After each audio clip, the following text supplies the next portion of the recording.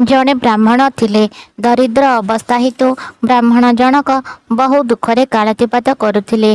जीर्ण कुटीर रे रहुथिबा ब्राह्मण जनकर दिनको दिओळ मुठा खाइबाकू पाउनथिले। घरे केवल छिंडालुगा गामछा दुई तीनोटी छड़ा आउ किछि नथिला। कौनसी प्रकारे भिक्ष मागी पेटको मुठाए अन्न जोगाड़ करिबारे समर्थ हेउथिले तो केतेबेले ताहा मध्य संभव हेउनथिला।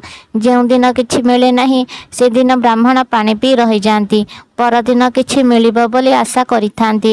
भाग्यर क्रूर परिहास सत्वे ब्राह्मण थिले अतिशय भगवत विश्वासी। प्रतिकूल परिस्थिति सत्वे निष्ठार सह भगवान को स्मरण करुथिले। भगवान को नाम जपरे से आनंद पाउथिले। एहा ही तांकर श्रेष्ठ संपत्ति थिला। ईश्वरଙ୍କ नाम जपिबारे से निजर दुख भूली जाउथिले। तेणु सर्वदा संतुष्ट थिले। ब्राह्मणଙ୍କ उत्कट दारिद्र्य लक्ष्य करी ईश्वरଙ୍କର तांकठारे दया ହେଲା। अनेक दिन भली से दिन ब्राह्मण नदी रे स्नान करुथिले।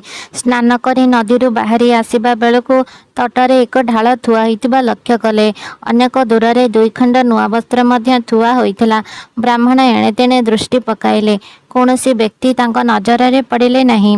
मने मने भाबिले केही स्नान करबाकू आसी भूल रे लुगा छाड़ी चली जाइछन्ति। परद्रव्य भाबी ब्राह्मण से दिगरु नजर फेराई निज गृह अभिमुखे चलीबारे लागिले। भगवान भक्तर एतादृश संयम लक्ष्य करी मुरुकी हसिबाकू लागिले। कौनसी प्रकारे भक्तर दारिद्र्य दूर करिबाकू भगवान चाहुथिले। एथि सहित तांकर परीक्षा नेबाकू मध्य चाहुथिले। अन्य दिन ब्राह्मण स्नान करिबाकू गले नदीको। एही समय रे भगवान ब्राह्मण गाधोइथिबा स्नानर कूଳରେ सुवर्ण ढालटिए रखिदेले। ब्राह्मण नदीरू स्नान सारी फेरिले। सुवर्णर पात्र देखि ब्राह्मण निजर उत्कट दारिद्र्य उपरे दृष्टिपात कले। क्षणक पई तांक मनकू आसिला एही वस्तुटी नहीं जीवी। किंतु परक्षण रे तांकर विवेक उदय हैला मोर एही स्वर्ण पात्र कौन बा आवश्यक।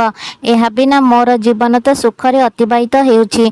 एही स्वर्ण ढाल अहंकारर प्रतीक। अहंकाररू लोभ, लोभरू लाभ, लाभरू नरकर चक्र पड़ीजी। एथिरे पड़ीगले ईश्वर को किपरि बा स्मरण करी। एही तुच्छ स्वर्ण पात्र हेतु आज पर्यंत मो निष्ठार सह मोर साथी करी रखिथिबा धर्म नष्ट होइजिब।